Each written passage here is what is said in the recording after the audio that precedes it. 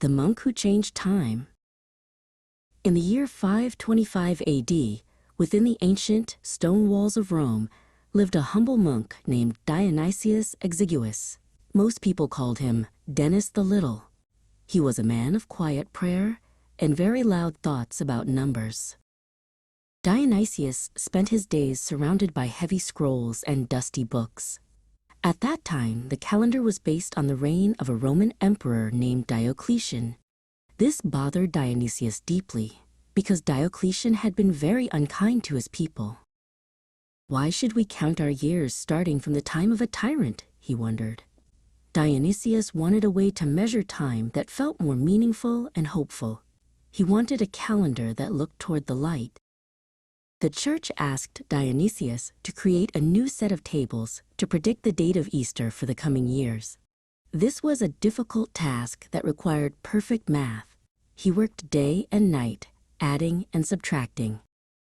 While he worked on the Easter dates, he began to look backward into history. He studied old records and lineages, searching for the exact moment the world changed, the birth of Jesus. He counted the years back, one by one. Finally, his calculations led him to a specific point in the past.